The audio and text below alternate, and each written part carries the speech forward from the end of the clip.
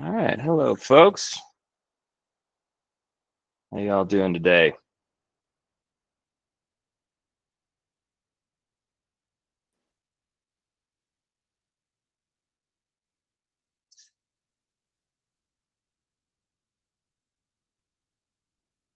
We're gonna keep letting some folks trickle in. It usually takes a few minutes for everybody to get on. So another minute or two, then we'll get started.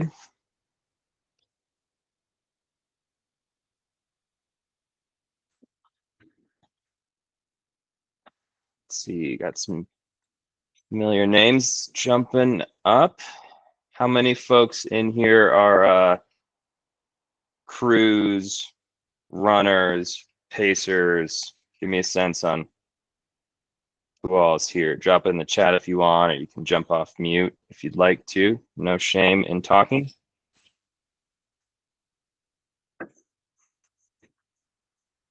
I'll start. I'm not running, not pacing. There we go. Nice. Lots of chats. There we go. I it's been an interesting thing. I feel like in COVID, we all got really comfortable with web meetings and talking. And then as soon as it like went away, it was like all back to chat. No one wants to talk. No one wants to like turn cameras on and stuff, which I get the cameras, but reading chat sometimes gets old. I can't multitask. All right. One more minute, then we'll get going.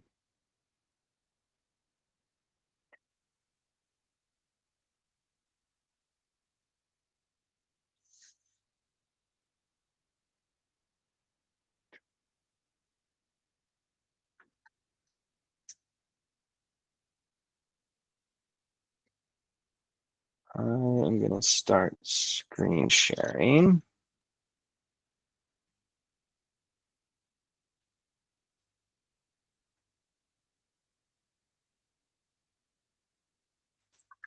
All righty, let's go ahead and get cracking. I'm Caleb, I'm the race director. Appreciate you all being here today. This is the second year we've done a dedicated meeting just for crews and pacers. We started it last year because we had to change the process for Cottonwood. We had to make it metered, limit crew sizes to Cottonwood and stuff, and so it got a little bit more complicated. This year we also added metering to Hancock, which adds some more complications to the process. So we're doing this again. I think it's pretty helpful. We get a lot of really good questions. Folks are obviously, paying attention, thinking about stuff, and being quite perceptive. So hopefully this is informative for all of you guys. We're gonna mostly focus this towards crews and pacers. That's the point. We've already done one for runners, kind of focused around just them and what they can do. Now this is for the support teams. So we're gonna still start with the course. I'm gonna give you guys an overview. We're gonna go through that pretty quick, but you need to obviously know the shape of the course or a lot of this isn't gonna make any sense. So we're gonna cover that. Then we're gonna start going into the specifics of crewing. We're gonna do pacing last. Pacing's relatively straightforward. There's a few small things like the gear list and such, but we can get those pretty easily. So first chunk of this is gonna be focused for crews, and then we'll finish up with pacers. I always just work like chronologically through the race. It's just the easiest way for the flow to get kind of intuitively absorbed. So we're gonna just work Cottonwood, Hancock, Monarch, Blanks, Raspberry, all the way around. As we go, please ask questions. You can drop it in the chat. You can unmute yourself. You can raise your hand, whatever you want. Let's try to keep the questions focused on kind of what we're talking about. And then at the end, we'll do kind of a wide open one where if I missed anything or, if you got kind of one of those really random ones, that's a great spot for that. If you're not sure, raise your hand and ask it anyway. There's very, very few times where we can't take a question and get it covered. So, all right, I'm gonna start screen sharing. And we are recording, just so you all know.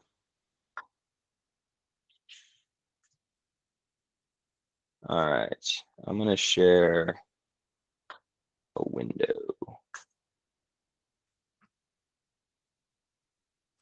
Okay, so this is the course. I'm in Cal Topo. Want to follow along with this? You're welcome to jump into this. To find this, you just go to the High Lonesome website. You go to the course, and then you can scroll down, and it's got the link right here if you'd like. There's also, it's embedded here. You can click this Open Cal Topo button. Throughout the call, if you have questions about like mileages and cutoffs and all the other details about it, this is your friend, this big spreadsheet.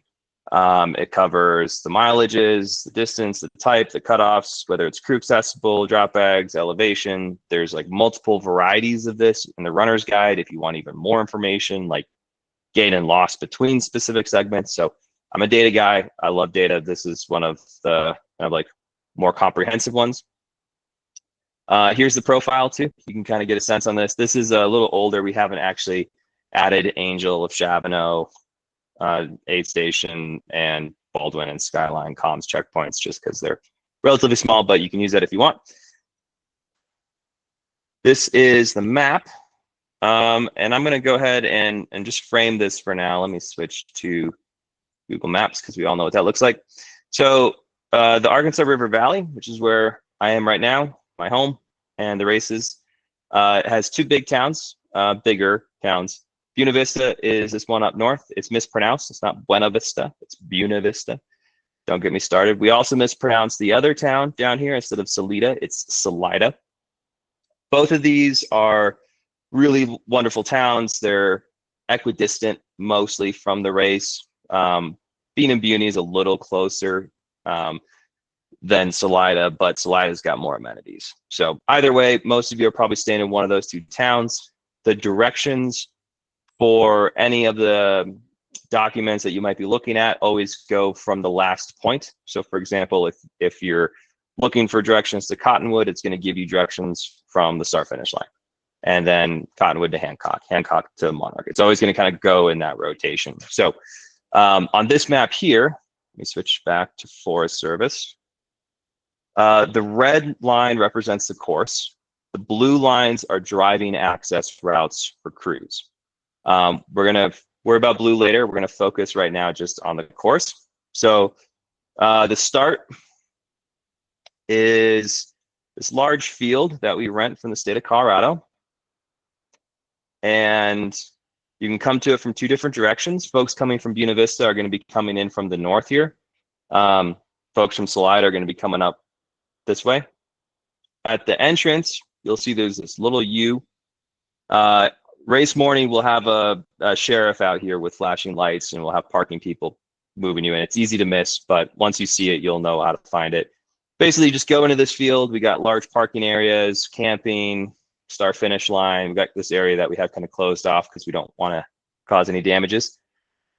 When you come in the morning, or you come in for your parking passes, everything's going to be down here at the start finish line area. So this is where the finishing chute is. This is where the gear check the morning of the race is, the finish line, food trucks, restrooms, everything's down here. It's about a 200-yard walk for most people once you park. Yeah, so runners obviously take off from the start. They follow this section of this is pavement right through here. And they're on a road for a little bit, and then they pick up the Colorado Trail, and they go to Raspberry 1, the first full aid station. One important note here is you hit Raspberry twice. So this is mile 7.3 and mile 92.7. So you're allowed to go there for crew access only the second time. You're not allowed to be there for Raspberry 1. There's just really no point. It's 7 miles in. But you can hit this on the way back at mile 92-ish. So don't go there the first time. Runners are going to keep kind of going through some nice flowy terrain, and then they pick up the start of the really big climb. This is the climb that takes them up and over Mount Antero Saddle, up Little Browns. At the high point of the race, which is 13,100 feet, there's the Skyline comm station that was new of last year. We put it up there as just sort of a backup to Antero and Baldwin in case either of those two were down. We had something we could still use. So you'll see this in the spreadsheets. It's not an aid station. It's just a checkpoint. We probably will never have to use this for its intended purposes. It's just a nice little, intermediate stop that you guys can see when your runner hits. Runners do this huge descent, then down the switchbacks. These are really, really pretty. We post a lot of photos of these. They hit Antero, and then they continue down this Jeep road all the way down to this road. Now you'll notice this blue line here, this is a crew access route. This is the same road that we start on up over here. It's just further into the canyon. Runners cross the road, get onto the side Forest Service road that is a lot quieter, a lot more safer than being on this main drag here where all the tourists like to drive. And they hit the ghost town of St. Elmo, and it show you on satellite. It's a nice little town. You should definitely visit it before the race. You're not allowed in this at all during the race. The town is entirely private. There is no public parking. The only parking is available are for the businesses there, and they asked us not to let people in. We honor that. So crews are not allowed to park in here. You are not allowed to spectate here. However, you should definitely patronize it. Go in there, take a look at it. It's a great pre or post race visit. It's really easy to get to, and it's a cool historic site. All right, moving on. Runners hit the St. Elmo aid station. This is another one that they hit twice.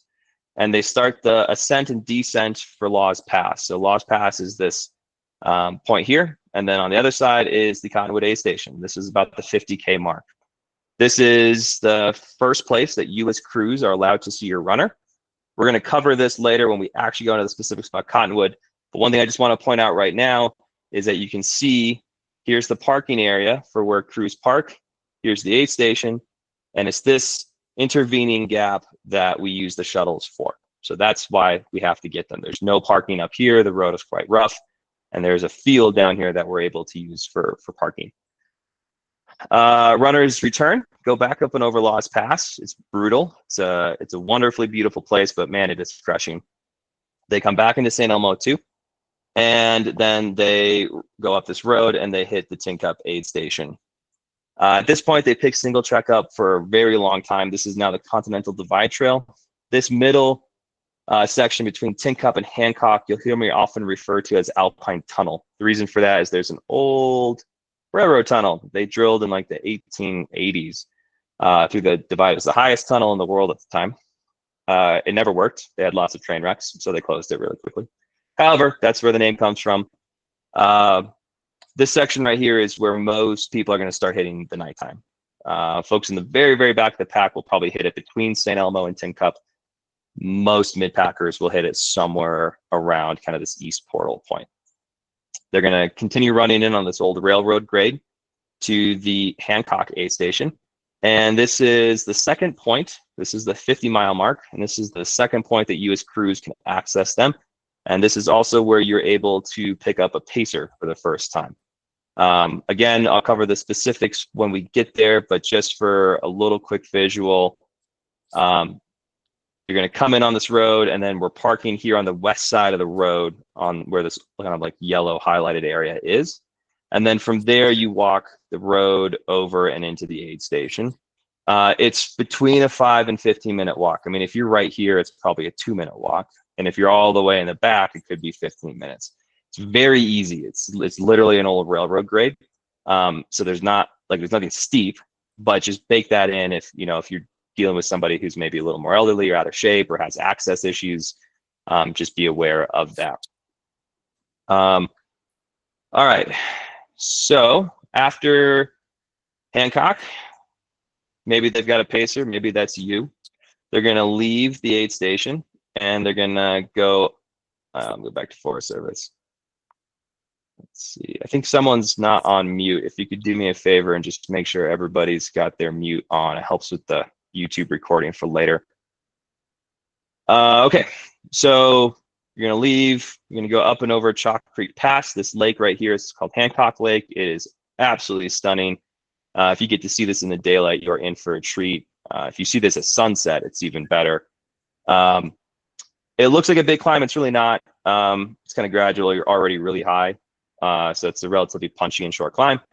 Drop a kind of, I would call it kind of shitty descent for a little bit, and then you pick up this really nice cruiser section in the forest that's really, really fun running. And you get to the Lost Wonder Hut aid station. There's a little out and back to get into the hut. This is a private ski hut that we rent. It's adorable. We bake fresh backcountry pizzas there. They have a little gas oven that we use, and we literally make fresh pizzas. It's pretty badass. After that, you're in for the big crux. This is the section from Lost Wonder Hut to Monarch. Lost Wonder Hut is not crew accessible, just as a reminder. You're going to start the final huge climb in the race, and you're going to go through Boss Lake and then up past Hunt Lake, and then you hit the head wall. And the head wall is this region right here once you get above tree line. Most folks, all but like the top 5 to 10 runners, are going to be in the dark by this point. One of the really cool things, if you're pacing this, is you'll see this train of lights that just looks like it's miles in the sky. In reality, it's like 700 feet of vertical gain is all. It's really not that much, but it just looks really, really impressive when you're there. You get up on the ridge. This is called the ridge. It literally doesn't have a name, but as you can see, it's a very long and continuous ridge. It's a beautiful section. This is the place where the race got its name. If you get a chance to see this in the daylight, you absolutely should. You're going to come into the Monarch ski area. If you've run the race in the past or are familiar with the race in the past, Monarch is expanding onto this west side of the divide over here called the No Name Bench expansion. Because of that, we had to move Purgatory last year. It's still moved this year, so it's a mile further than it used to be. It used to be right where this point is, right where my cursor is. But this is where they're doing a ton of installation work, so we moved a little further south. There's really no significant effect to that. It's the same mileage because we actually deleted some miles to get us back to 100 even. So it runs pretty much the same. Only difference is you'll notice it's just really, really close to Monarch Pass aid station. So, you know, it's not as useful as it used to be. You'll run into Monarch, and this is also a crew accessible aid station. This is the 3rd location you're allowed to visit. This is on top of a pass that has a highway going over it. You can see here it's a paved highway. It's really nice. Huge parking lot. There's this gift store that has a natural roof, so you can't, it doesn't look like a building. But this is also owned by the ski area. Cool place to visit during the day. It's always closed during the event, so we don't really get a chance to use it. But runners are going to cross the highway here. We've got marshals, and then they're going to run into this parking lot. It's really common for folks as they parked in here to crew their runner before they even get to the aid station. That's okay. We do like knowing that you're here, especially if you're going to be spending like 30 minutes in the aid station. But main thing is you just need to make sure you're checking in and checking out of this aid station as you run out. One cool thing here, this is where Ultra sets up a crew station, we call it. It's an aid station just for crews. So they've got, I think they're going to have like 4 or 5 shelters up there. They've got chairs, some warming stations, some snacks. We got iPads up there connected to some Wi-Fi that you can use to check on your runner's pace. It's just a nice little way for you guys to get taken care of for a minute and relax for a bit. This is a spot most people change pacers, or you don't have to, but most people do it. As you leave it, it's the final piece of alpine terrain right in here before you drop down an elevation and stay below tree line for the remainder of the race. This is called Satan's Slip and Slide. It's only slippery and slidey when it's wet. It hasn't been wet since our very first year. I don't really know if it needs the name anymore, but it's stuck. So here we are. This is a road descent that is really nice. And we're going to get all the way down to Foose's. And Foose's is very close to the highway that Monarch is on. So this is just below the Monarch aid station on the same road.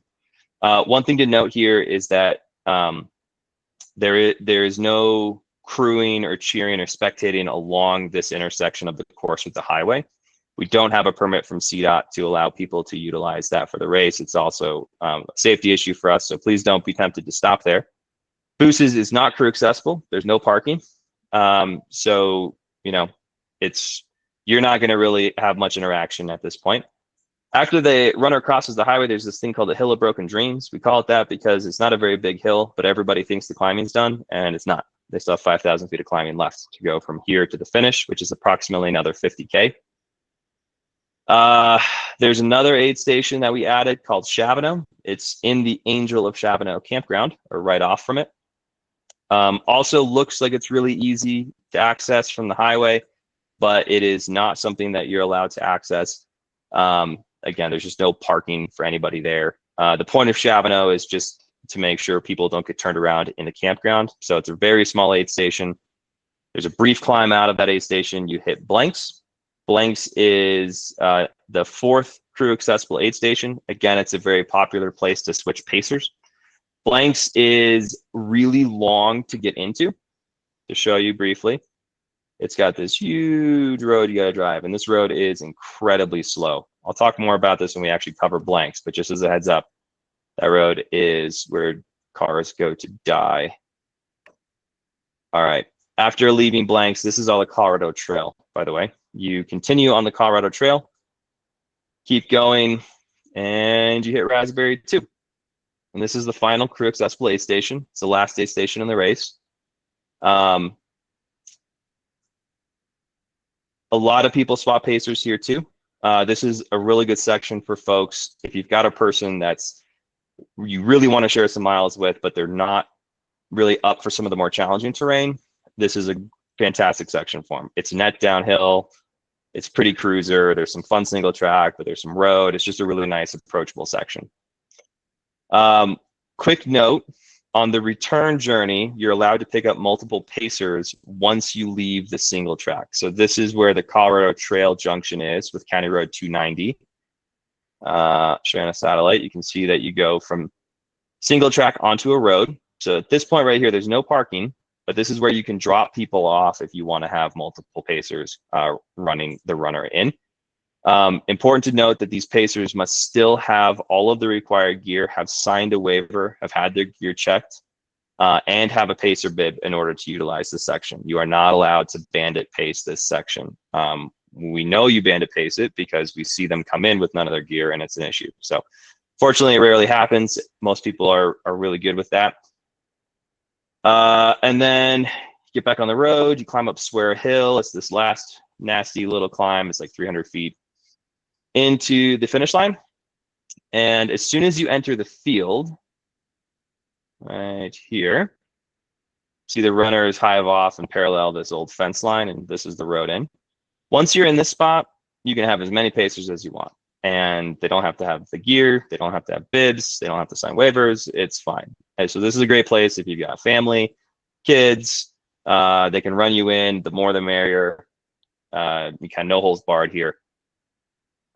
And then you come into the finish line and it's done. All right, that is the course. Before we jump into crewing specific questions, or sorry, not questions, but the process, any specific questions about the race course itself before we move on? If you do, go ahead and pop yourself off mute or drop it into the chat for me.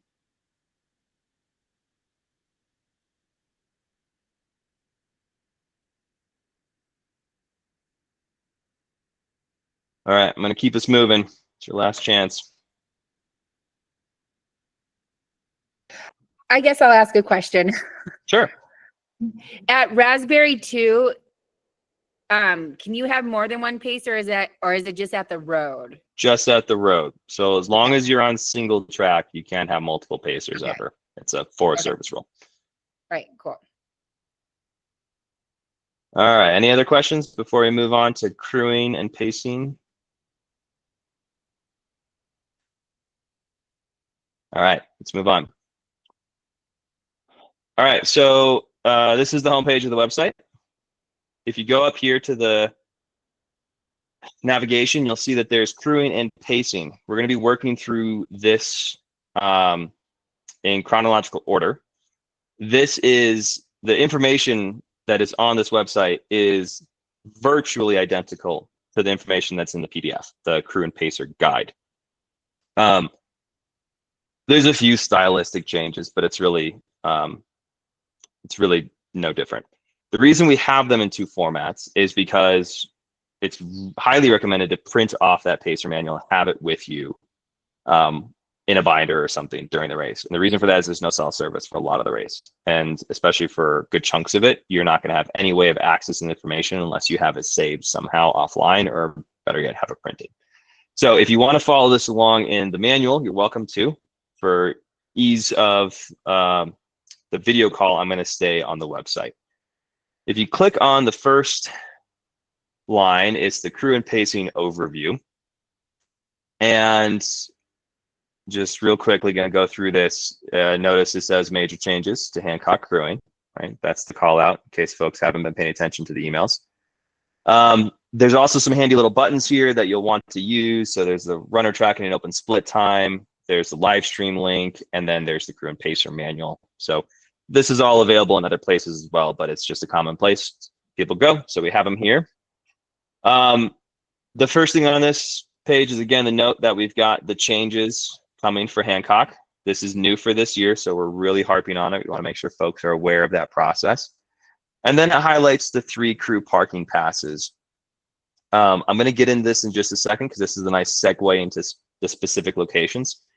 One note, if you do have any additional mobility needs, if you have any ADA members of your crew or folks with disabilities of some kind, let us know. We'll do our best to accommodate them. It is challenging in a lot of spots, but there are places that we can help. So don't be shy. If you need that, please reach out to me. General crew rules. So we've got, I'm not going to read this verbatim. You guys can do that. But it's got, specific rules about Cottonwood and Hancock. One thing to note is you can't do any foot, bike, or otherwise traffic up the Cottonwood Road. You have to ride the shuttle. So every now and again, someone asks me, can I ride a bike up there? No. It's such a narrow road in places that the bikes would be hazardous with the shuttles. So just calling out that one. Another really important one to note is that you are limited to a single vehicle at every single aid station. You are never allowed multiple vehicles at any aid station. You can at the finish line or the start line. It's totally fine. You can park as many cars there as you want. You can leave them over the race. That's totally fine. But at an aid station, you are limited to a single vehicle, and you will have a parking pass for each location. And if you don't have that parking pass, that vehicle is not going to be able to park. So please don't show up with multiple vehicles at an aid station, and make sure you have the parking passes. Another big thing to point out is you aren't able to go, this one right here, you are not able to visit non-crew accessible aid stations. So it hasn't happened a lot recently, but back when we first started, we'd have people kind of show up and they'd be like, well, I'm just here to cheer, I'm not crewing. And we're like, it doesn't matter. You, the crew, you, the pacer, you, a spectator, are not allowed to access non-crew accessible aid stations. That's just part of our permit. So if you do get there, and oftentimes we catch it early, we can turn you around before there's any issues. If you are there and your runner comes in, that is unfortunately going to be a disqualification for your runner. So it's very important that you make sure you're aware of where and where you cannot go. Again, part of the reason we're having this call today. Noting that you can't spectate outside of the crew accessible aid stations. Again, that's just from parking and impacts from the Forest Service. Don't interfere with the race operations. Again, pretty straightforward, but every now and again, we got somebody that doesn't seem to notice what's going on. So just pay attention when you're around. And then lastly, we have a lot of volunteers out at the race. We have about 330 volunteers this year, which is an enormous amount. We're incredibly grateful and fortunate to have that level of support. We all get tired. We all, get cranky when we don't sleep and we've been up for 30 hours and we're tired and dehydrated and all that stuff. But under no circumstances should you ever be rude or discourteous to a volunteer. They're there out of the goodness of their hearts. They're there to help. And no matter how imperfect their interactions with you might be, please approach the situation with grace and gratitude, because we wouldn't be here without them. So don't be rude to my volunteers. Okay. We've got noted here, just in case, you don't have it in front of you, the aid stations are accessible. So you got Cottonwood, remember this is metered and has a shuttle. Hancock, mile 50, that is also metered but does not have a shuttle. And then Monarch, Blanks, and Raspberry aren't metered, but they do require a parking pass, and it's the same pass for all three of those. Another thing to talk about is dogs. Love dogs. I have 3. It's not a good race for dogs. The aid stations, you can't have a dog within 100 foot of an aid station or within 100 feet of a runner. So if you have a dog and you don't have the room to be 100 feet outside of the aid station, you can't really interact with your runner, which makes it useless as you as a crew to be there. It's also incredibly hot. The valley floor, if it's been as hot as it's been the last couple years, the valley floor will reach almost 90 degrees at like Raspberry and Blanks in the finish line at the heat of the day. Up high, at Hancock, for example, it might snow on us. We've had snow on the ridge 4 out of 7 years. So like, I mean, it's heaven and hell. It's literally hot and cold at the same race. You can't leave dogs in a car safely outside of about 60 something degrees. So most of the time on these crew accessible aid stations, you can't safely leave your dog in a vehicle. So it's a really good idea if you can to have a doggy sleepover with your friends. If you can't, you can bring your dogs, but we do expect you to adhere to these rules. So remember, no dogs within an aid station or within 100 feet of a runner. The aid station is generally defined as like the space that the shelters and the chairs and the cooking and all that kind of stuff, occupied. So there is a little bit of like wiggle room here, but just be intuitive. At the finish line, you can't have dogs anywhere within the finishing arch. It's a huge footprint compared to an aid station. So there's some areas where you can spectate just in front of the finish line. That's totally fine to have dogs there, but you can't actually come inside the finish line area with dogs. You've just had too many dog fights, unfortunately. Speaking of fights, your dog has to be leashed 100% of the time. I am an off-leash aficionado with our dogs. We own land. They're off-leash all the time. You got to have your dog on a leash. Even if yours is great, someone else's might not be. So leash all the time and then clean up your poop, specifically your dog's poop, but clean up your own poop too if you do it. All righty, moving along. I'll take questions on all of this at the very end, by the way. This, as of a few days ago, is actually wrong. I need to update this. Sorry, actually, this is right. The PDF is wrong. The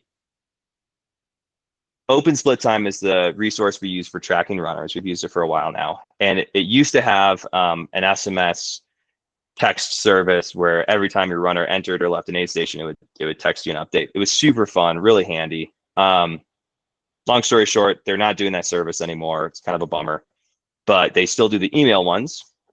So we'll get into why this matters more, but for any reason, you want to be signing, multiple reasons, I should say, you'll want to be signing up for updates from your runner. So we'll navigate into Open Split Time shortly. You basically just click on the runner, and then up here, it's going to have this email. It will make you create an account to get the email updates. Open Split Time is a nonprofit run by a single gentleman who's an avid runner. There's no spam.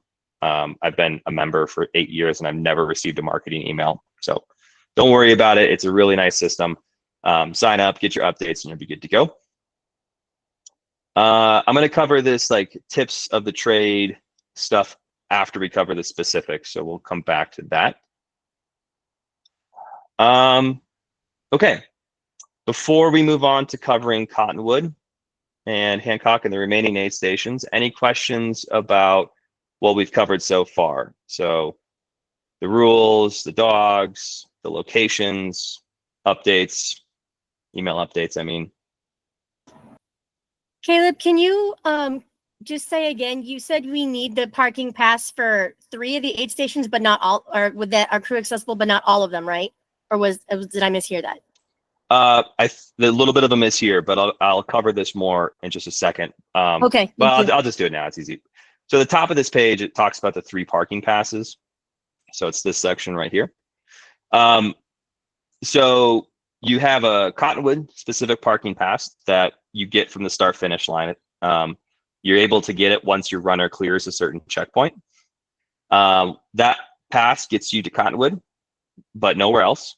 The second pass is the Hancock pass, because that's also metered now.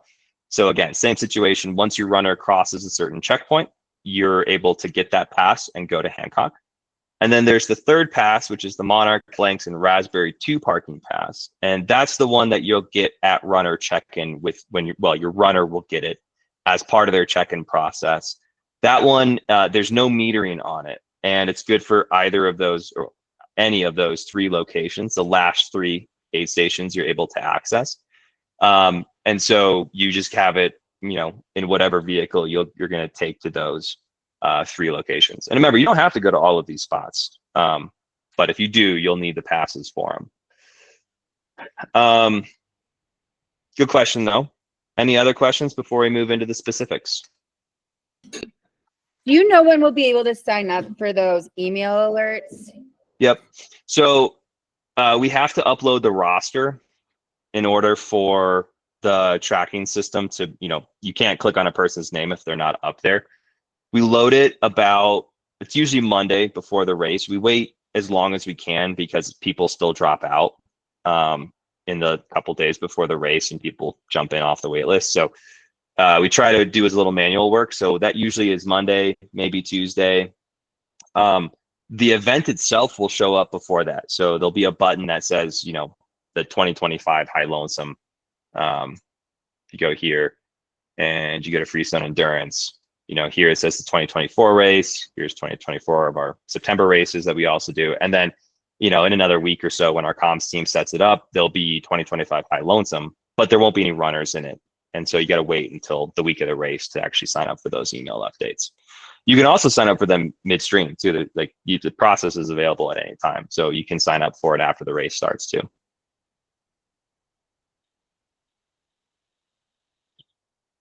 Any other questions before we jump on Cottonwood?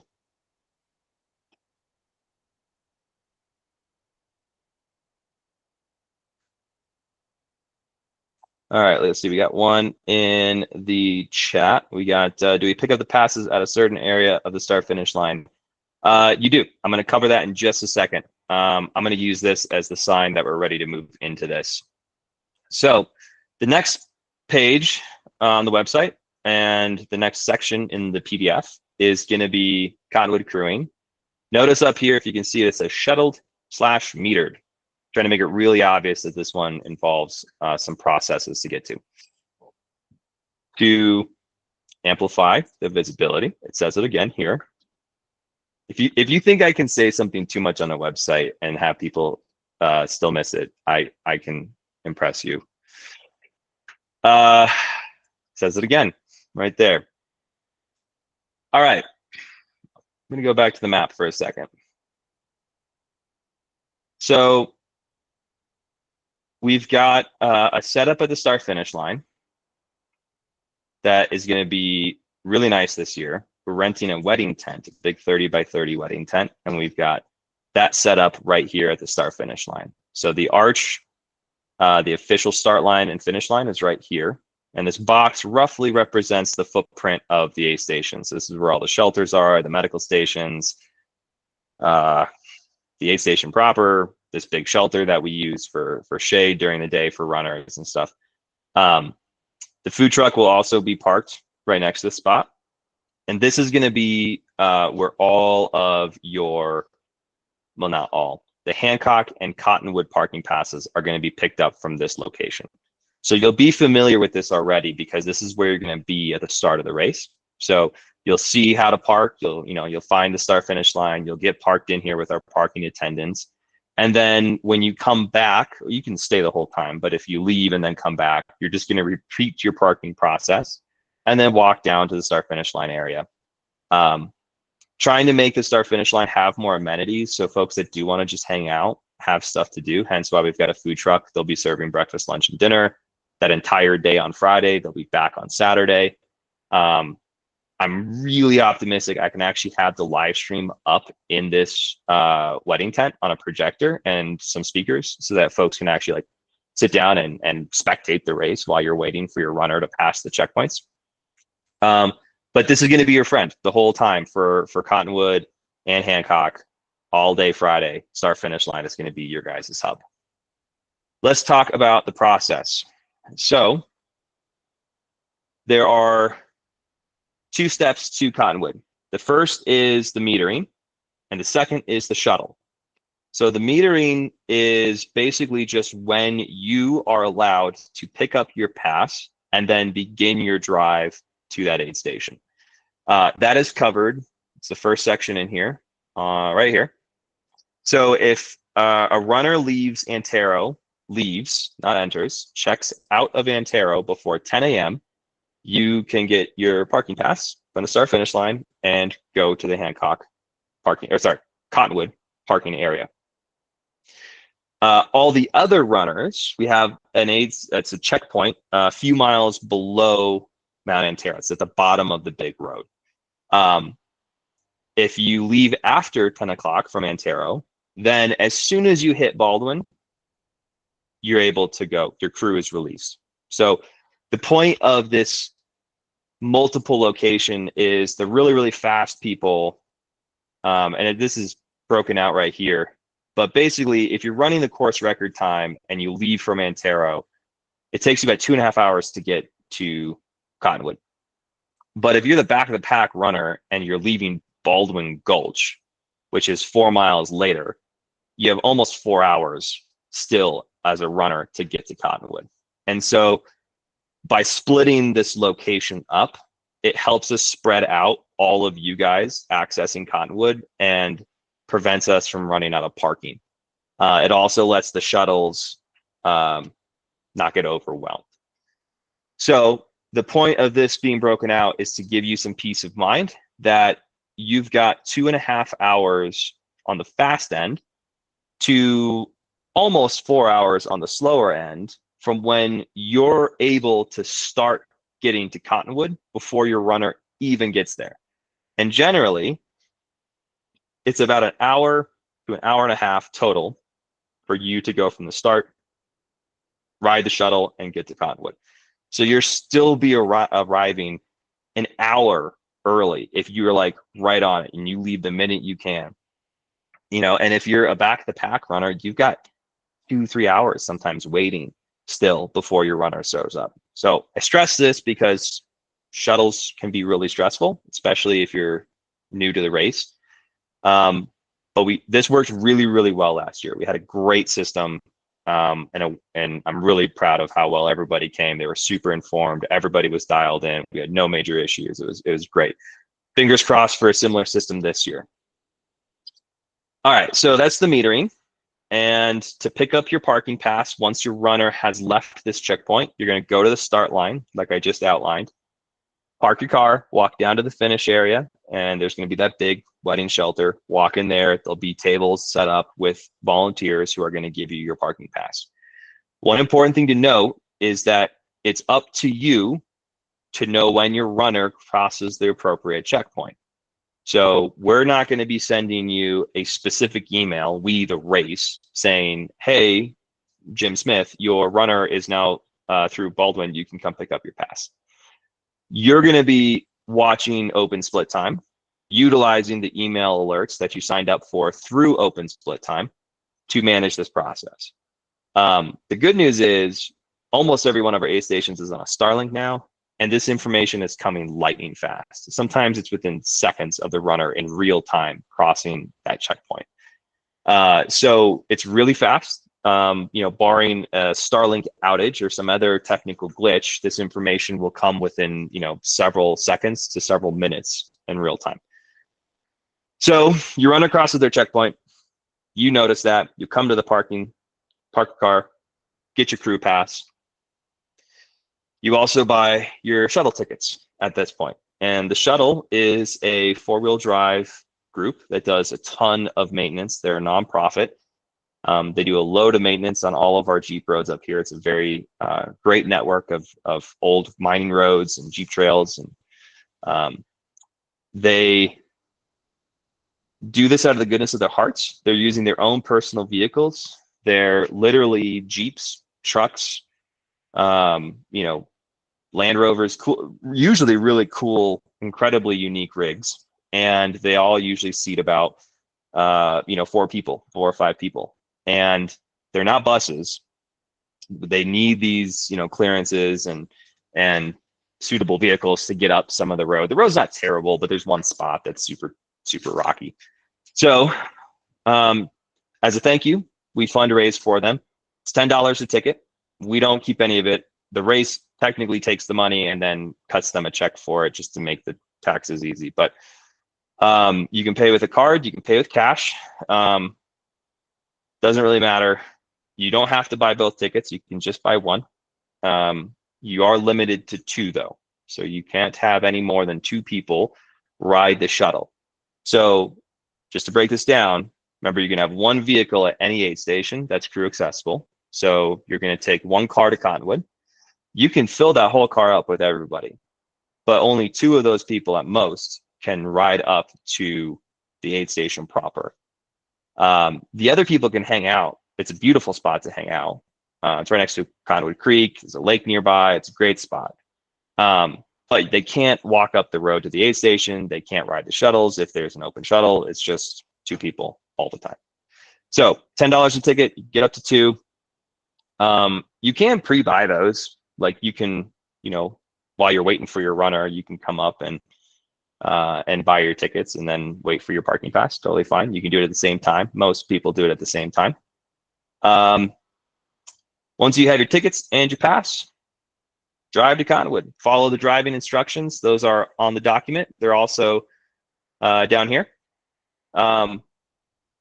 It's not a very difficult drive. The very end of the road gets a little tricky, but I would say 40 minutes with traffic, because you're going to get stuck behind another crew person who's maybe driving much slower or has a less capable vehicle or something like that. So just ballpark 40. If you're one of the first people there, 20 minutes, man, like it's fast. But anyways, once you're parked, it's about a 10 to 30 minute wait for the shuttles usually. Definitely depends on when you get there. If you get there in a rush, you might be waiting that full 30 minutes. If you get there early, you're going to be the first one to ride it. You're going to get a ride right away. Remember, all of this is baked into the time for where your checkpoint and your runner is. So you've still got all of this time to get there before your runner does. The shuttle ride is only about 15 minutes. So the total average time for a person to, from leaving the start finish line to arriving at the aid station is 75 to 90 minutes. So hour and 15 to an hour and a half. Once you're at Cottonwood, it's a lovely aid station. It's this beautiful little meadow right next to the creek. Lots of shade. It's cool usually. Great spot. You'll love it. You can stay there as long as it takes for your runner to arrive. You crew the runner. Your runner takes off, and you catch an empty shuttle and ride it down back to your car. And at that point, you've got a pretty good chunk of time between when your runner will next be available to be crewed at the Hancock spot. I'm going to cover that in a second. A few last things to note on Cottonwood. The aid station can get a little bit overwhelmed during a rush. So we do fence off the aid station. This purple area here, you're going to come in on this little roundabout. This is the trailhead. There's room for like 4 cars here. You get dropped off, and this pink area, just in general, is where you, the crew, can set up and hang out. You can see the beaver ponds and the stream, lots of shade. This green outline here is the fencing for the aid station. You're allowed in here when your runner's in the aid station. So there'll be a few signs that say this. It says active crewing only. So if your runner is in the aid station, you can go into that, help them out. There's chairs, tables, all that kind of stuff. Not a ton of room, but we try to give as much as we can. If you're ahead of the runner and you're waiting for them, don't go into the aid station until your runner is there. It just gets really congested and there's not a lot of space. So note that. And then lastly, just as an aside, for those of you that might go to Cottonwood and don't want to park and wait, this is Cottonwood Lake. It's a fantastic lake for all things recreation. There's a little boat ramp where you can like paddleboard, canoe, kayak, paddle boat, whatever you want. You can fish it. There's, you know, good rainbow trout and cutthroat populations in there. You can just splash around. There's some picnic tables over on this side. It's just a cool spot. So if you don't want to, you know, sit in this one parking lot for 3 hours while you're waiting for a runner, you can, you know, drive the one or two people who are going up, and you can drop them off, turn around, and head out. The one caveat is there is no cell service at the parking area or the aid station. There is occasionally a stray bar of service that bounces its way through the canyon and gets to the lake. But usually at the lake, that's where I lose my service, and I'm on Verizon. So if you do end up splitting up and saying, all right, I'm going to take, you know, me and the kids are going to go down to the lake and play around while, you know, the other crew goes up, you just have to choreograph it and be like, all right, I'm going to meet you here, you know, at 5 o'clock, rain or shine. So, all right. Any questions about Cottonwood? All right. If you're raising your hand, you can go ahead and just pop yourself off mute. Joe, looks like you got a question for us? No? Okay. I'm gonna lower that hand. Okay, I had a question actually, Caleb. Yeah, absolutely. What's going on? So with that shuttle and with the group that does that, is there any issue with having a minor as the second person to ride up on the shuttle? Good question. No issues. They do count as one of the two bodies. Okay. You're allowed up there. If they legally need a booster seat or car seat, I would say bring it with you. It's your choice as the parent to utilize it or not. But as the event organizer, I strongly encourage you to use a booster seat or child seat. But yeah, kids can come up. The one exception to the 2-person rule is if it's a single parent crewing. So, you know, if it's just a spouse and you guys have kids, if you're the only adult, you can bring up multiple kids. Now, it's going to be a problem if, you know, you've got a family of 12 or something. So we still have to talk about it. But the volunteers at the parking booth are familiar with that exception.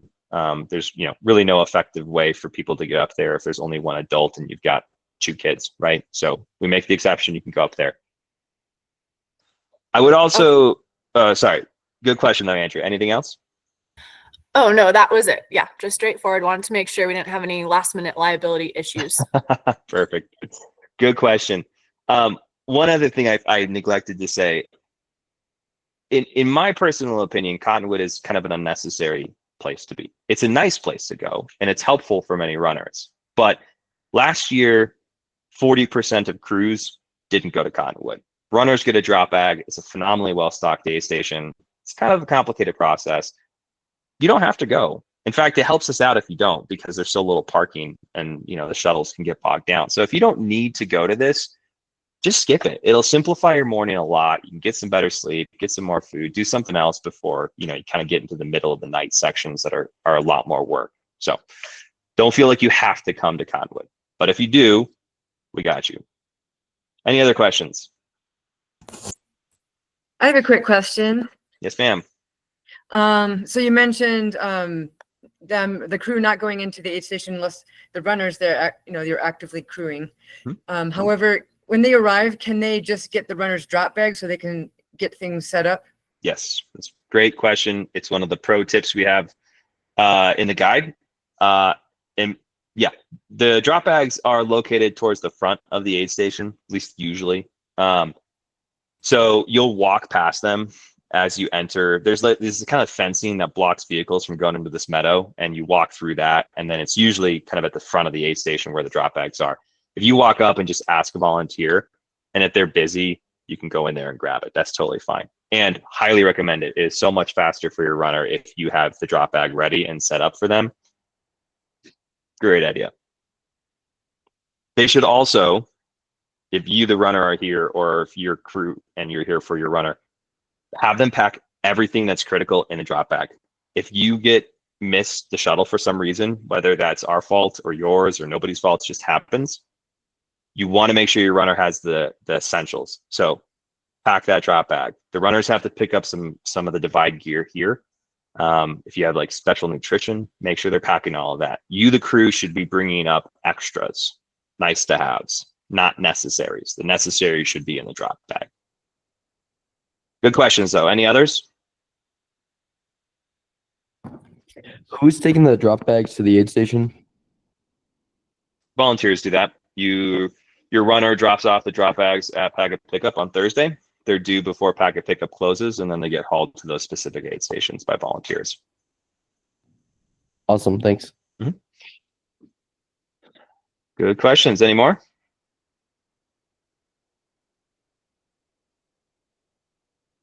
Okay.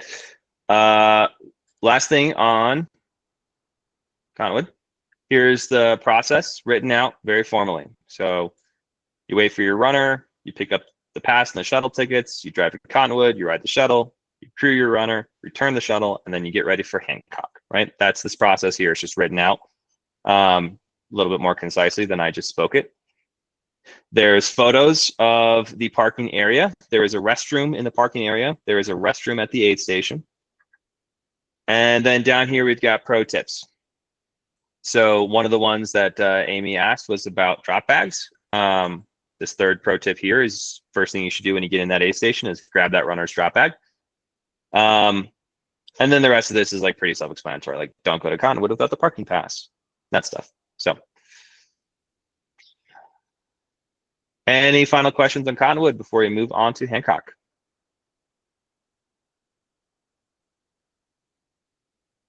Okay, Hancock. Hancock is easier. There's no shuttle.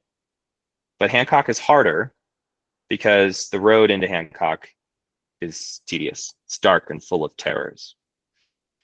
Hancock's mile 50.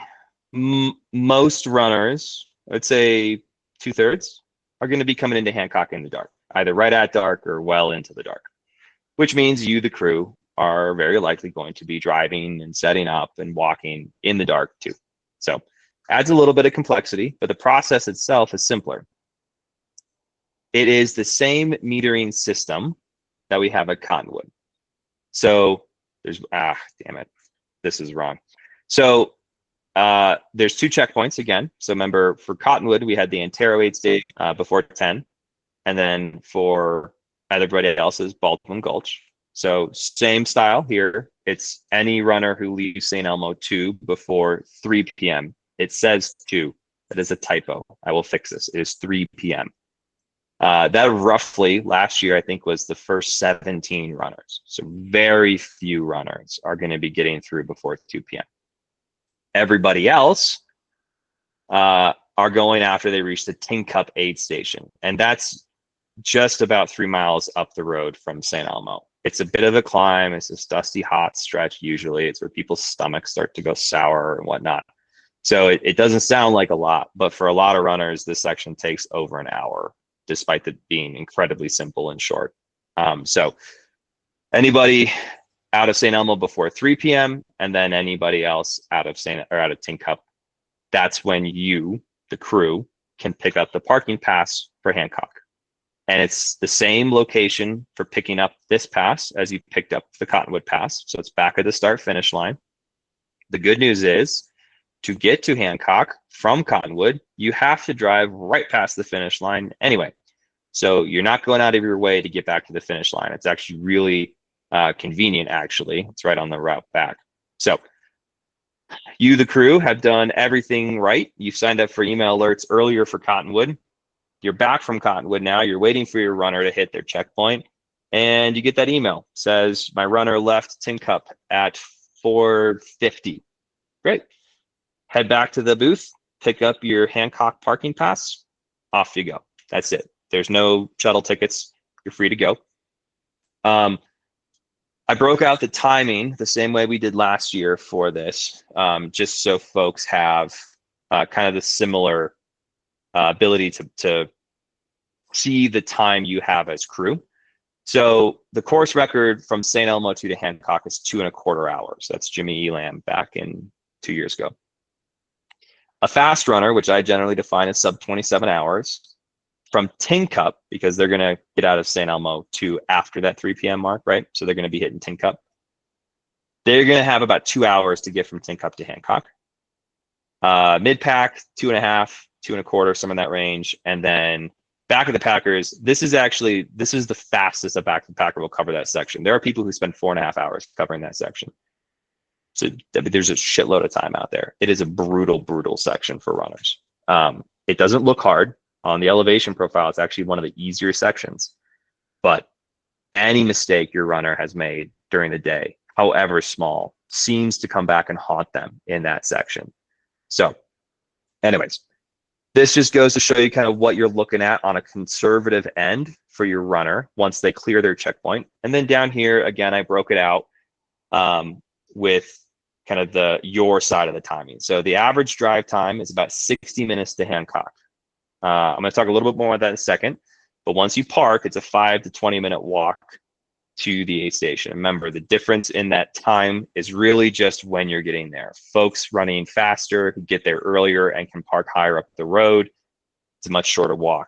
As those folks start to leave and more people come up, we'll fill those upper spots, but they might be full when you show up in the middle and you're parked at the very end of the line.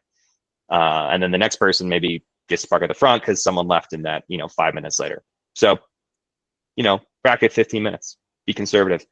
That still gives you an hour of waiting for a course record runner to go from Tin Cup to Hancock. So plenty of time. I will say 2 caveats. I am always assuming that you are going to want to leave the minute you're, legally able to, right? So don't dally around. Don't wait an hour unless you have a very good plan for this, right? If you're running with an in reach and your crew can look and say, okay, they just cleared, Tin Cup, but they're running right at cutoffs and they got 4 hours to go, by all means, follow that and wait. But a lot of us are kind of very nervous people when we crew. We don't want to miss the runner. And so you're going to be, more likely to leave as soon as you can. That is fine as well. The second thing to note is this road, this blue line right here, from here to here, is an old railroad grade. It has tons of pull-offs on the sides. But most of the time, it is a very narrow squeeze for 2 cars to get by. You can at almost every point get 2 vehicles by, but it's really slow. The reason it's slow is it's got a lot of potholes in it. Now, you can get a Prius to Hancock. Please do not drive a Prius to Hancock.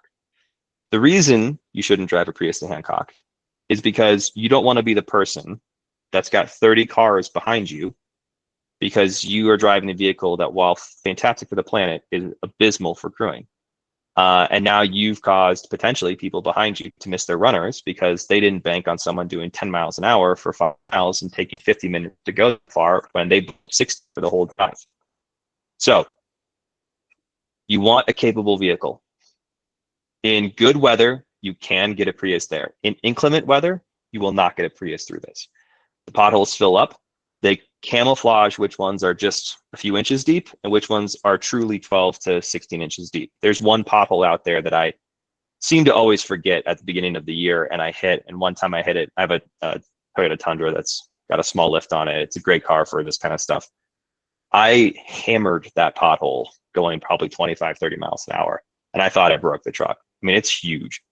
And with an inch of water, that pothole would look still huge. But a pothole right next to it that's an inch deep would look, smaller. But if you get a lot of rain, they all fill up and they're all the same height and you can't tell which one's which, and you can get your car stuck and broken. So capable vehicles, and be courteous. The rule of thumb is if there's 1 car behind you, they might be tailgating you. If there's 2 cars behind you, you're the problem. You need to pull over and let them get past you at the first available time. And if you're a very cautious driver, you'll pull over 5, 6, 7 times in this. That's fine. Do it. If you're not in a hurry, pulling over doesn't make a big difference for you. But other people behind you might be in a hurry. And the reason this really matters is because I've gotten stuck in conga lines of 20 to 30 vehicles trying to bring equipment that we needed because something broke and we weren't able to use it at the race. And I got stuck because one person couldn't be bothered to pull over. And we didn't have that equipment there for 35, 40 minutes longer because that one person. So even if it's, accidental, I don't think they were being malicious, right? But be aware of it, especially because if you're in the dark, everything looks worse, right? You don't get all the light to show you those potholes and you'll be driving slower. So please do everybody a favor. Drive safely, but drive courteously. All right. That's it on Hancock. Any questions about Hancock?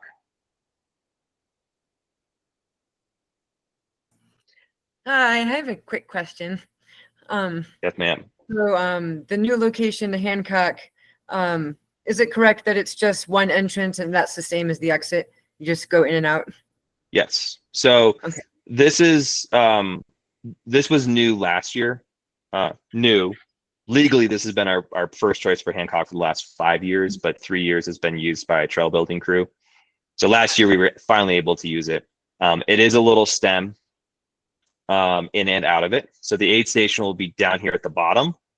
And then this area all up in here is where the crews congregate. And then the gear check is like kind of right here at the top. And then the checkout with the comms is right here at the top. And then there is a porta potty we place right on this corner as you're coming in or as runners are passing it. So if you need to use the restroom, that's the restroom location. Also, no cell service. The minute you pass, like basically the come down Square Hill as you're driving to Hancock, no cell service. Keep forgetting to mention that. Good question though, Amy. Any other questions? Matt Roberts in the chat. Typical overnight temps at this aid. Oh man. Overnight is really weather dependent, but that's the case at every single spot on this course. Hancock is above 11,000 feet. It's just below tree line and it is very close to the divide. It gets really cold. It is really, really common for some storm to blow in the late afternoon, early evening at Hancock and for temps to drop 20 to 30 degrees. If it's bright sun and you're there at 6 o'clock, like you'll be in a t-shirt comfortably. And if you're there at midnight, you'll be in every single layer you possibly have. So I always tell people you need to pack for the hottest and coldest year and the hottest and coldest temp at that aid station for you, the crew, to be able to sit there and wait for your runner. So this year and last year feel really similar just in terms of like how the valley's behaving. It's obviously too early to tell. I think it's going to be a hot year. Typically that means a thunderstorm at Hancock, but overnight temps are usually pretty chill. I'd say mid 40s, low 50s, somewhere in that range. If I had to put a cold temperature low point guess. Kate asked is it only 2 crew members at Hancock, same as Cottonwood? No, you can have 1 vehicle full of people at Hancock, right? So the only restriction on the number of people at any aid station is Cottonwood, and that's only because of the shuttle. At every other aid station, you're limited to a single vehicle, but if that's a Suburban, you can fill it up. If it's a 2-person Jeep, well, you're stuck with 2 people. So it really just comes down to what you have in capacity of your vehicle. But good clarification question though. Any others?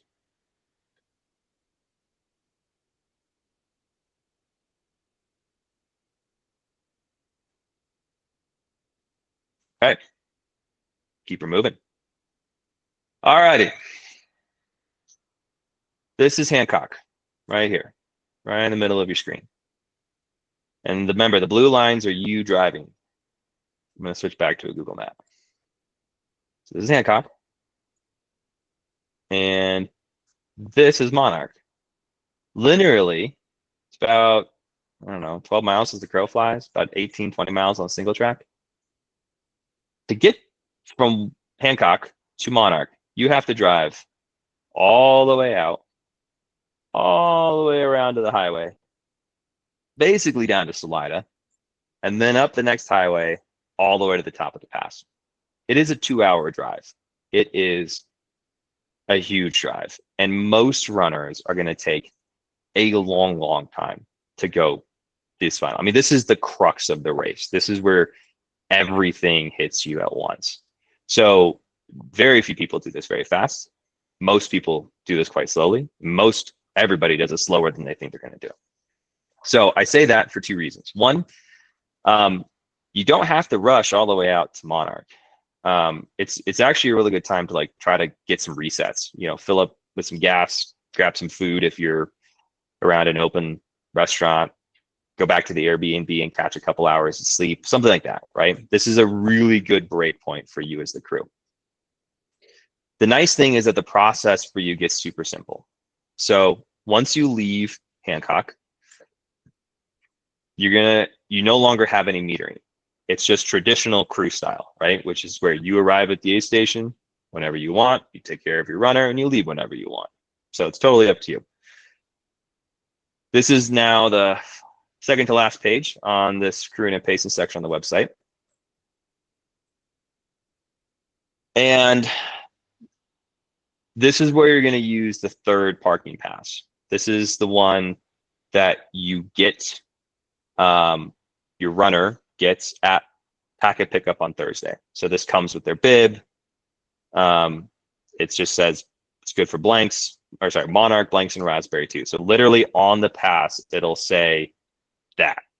So all these passes are written out, so it's very obvious where you can go with them. But you'll have this pass, you know, Thursday, and you just want to make sure you have it in whatever vehicle you're taking to that aid station. I'm not going to go into like the main specifics of these aid stations because they are relatively straightforward. I'll cover a couple of key things. Monarch is on a highway. It's still fairly noisy, even in the middle of the night. It's a big thoroughfare for trucks, and trucks drive at night. So if you get here and you're like, oh, I'll nap and sleep, like you could definitely do that. But it's, you know, if you're a sensitive sleeper or, you know, or otherwise uncomfortable, it might be hard to actually catch some sleep, but you're welcome to do that. Another thing is there is no cell service here for Verizon, but most everybody else has cell service. I haven't been up there with I'm Verizon, so I don't know what the other ones are like this year, but I wouldn't guess it'd be any different. So you should have good data and stuff there. The only thing I don't want you guys to do is park right in front. I can't zoom. Here we go. Sorry, wrong page. There is a gift shop that I mentioned. It's this gift store right here. Do not park in front of their shop, please. That is so that they can still have business for the very few hours of overlap between when they're open and we're also using that area. So please don't park in front of it. You can park over here. This is where most people prefer to park. You can also park in this overflow lot. This is much quieter. So if you're going to try to get some naps, I would suggest this side over here. But all right. When you get to Monarch, remember you're limited to one vehicle. You'll put your parking pass out on your dashboard. There aren't parking attendants here. So you just put it on your dash, you'll park, you know, just park as best you can. It gets weird. You'll have like 2 rows merge into one and then randomly become 3. And it's just like, just try to be efficient with space so it doesn't fill up and make it really hard. So that's pretty much it. Remember, you got the crew aid station there from Ultra. So yeah, iPads connected to some Wi-Fi. If you don't have service, you can check on your runner. You can get some care, sit down, chill. This year, we're going to be doing a pretty hefty live stream overnight from Monarch. It's going to be called Ultra After Dark. And they're going to be looking for crews and runners to chat with and kind of get some of the stories of everybody's race from the front to the back. So if you're keen on that kind of thing, you can seek them out and chat with them. If you don't want it, you can just hide in the dark and you'll be just fine. Cutoff at Monarch is 9 a.m. Cutoff at Hancock is was it 12:30, midnight 30. I mean, that is the brunt of your overnight in between these 2 aid stations for most people. Just saying that to highlight you should get some sleep. After you are done at Monarch, the next spot you can go to is Blanks. And I mentioned this when we went through the course, but to get to Blanks, you're going to go all the way back the way you came when you came from Hancock. we'll do the map. So remember, this is Salida down here. You came in off the highway here when you came from Hancock. You're going to pick up this county road. So come in here and you're going to turn left. And it's pretty chill for like a mile. And then you hit the BLM. And this road is a lot like Hancock. It's not as bad, but it's longer. And you're more tired. Usually it's dark for a lot of people. Blanks is a road that just feels like it never ends. Like I guarantee you'll be on it and you'll be like, I must be lost. There's no way I'm not there yet. And that's just the way it is. It just sneaks up on you. It's slow. The good news is there's basically cell service the entire way to the aid station. At the aid station proper, there's Verizon and AT&T. Data is spotty, but texting, calls, they almost always go through right away. So on the drive up, it's even better. So, if you get there and you're like, oh man, I can't be on the right spot. I gotta be off. You can, access Google Maps and stuff like that to see and make sure you're still on. Same deal as Hancock. You can get there in a two-wheel drive, low clearance vehicle. Don't recommend it at all. If you get into an issue up there, I mean, like you're stuck. You're not going anywhere for at least a day or two. So, don't show up with a vehicle that's not capable of going there. I guess one other thing to highlight on this, this can just be a little confusing. So show you what I'm talking about. So when you come in on this road, you're going to hit this trailhead right here. This looks like this is where the aid station is because this is a very popular 14er. There'll be a lot of cars parked there. That will be full with just recreational users. That is not the aid station. We leave it empty for the reason that I just said, people want to recreate. But this is where the restroom is. So if you need to go to the bathroom, you can either stop on your way in or out, or you can walk to it easily from where the aid station is. But basically, you're just going to make this left. There's no turn. It's just the road bends left. Drive all of a couple hundred yards into this huge field, and you're going to park inside this area. The aid station is usually in this corner. Sometimes it moves within a few 30, 40 yards because this is a popular camping area. So if someone's camped where we normally use, we typically just shift to a different spot instead of asking them to move or something like that. So usually last couple of years, it's been like right here on this corner. It's a great spot. Runners are going to, come in, hit the aid station, go out, and they're going to actually run through that trailhead to get back on the Colorado Trail. Yeah, that's kind of it with Blanks. So look, you can see some of the campers. See them right there. All right, last one is Blanks. So, sorry, that was Blanks. Last one is Raspberry 2 specifically. It's very easy driving to get to Raspberry 2 compared to everything else. So you're gonna, come all the way back out, pick up the main highway, drive back towards the finish line, turn off the highway, and you can see it's this blue line here. I mean, it's just basically a straight shot. There's like 2 or 3 turns that you can possibly make. But it's really easy. Everything up until this last turn onto the final forest road is super chill. I mean, it's a maintained county road, but at this point it becomes a Forest Service road officially, and it has no county maintenance, and it gets a little rougher. Still super doable, and if you find something you're like, oh, that's too much for my car, you can just pull off the side of the road, park, and walk up. That's okay. The rule with parking on any Forest Service road in North America is 1 vehicle length off the road perpendicular to the direction of travel. So if you were to not parallel park, but pull off perpendicular to the road and park, the length of your vehicle, so long as your bumper is just off the road so you're not impeding somebody, that's the maximum that you go. And that's how I want you guys to be parking at Raspberry. So on some maps, it notes this. It says park perpendicular, and it has a little hazard sign here. Don't go further than the length of the vehicle off the road. And that's it. And you're gonna park. You're gonna walk up. Raspberry's lovely. It's so nice. It's got these little aspen stand the aid stations in. Tons and tons of shade. No water, unfortunately. Like moving water. We have water for runners, but yeah, it's a really fun spot. I like to just go to Raspberry and hang out because it's got good vibes. And this is where your last pacer swap chances. So if you're going to swap pacers, here's your spot. The other pro tip is if you're going to have somebody picking you up here for the final 3.75 miles where you're allowed multiple pacers, the best place for them to do their gear check, sign the waivers, and get their bibs is at Raspberry. Now, if this person's already done it, great, you're set. You know, maybe this person paced you Hancock to Monarch and they're just joining for the final stint. Great, they're all set. They've got their waiver, they got their pacer, bib, they're good to go. Alternatively, if you had somebody who picked this up on Thursday or run a check-in, that's fine too. Moral of the story is they just have to have it.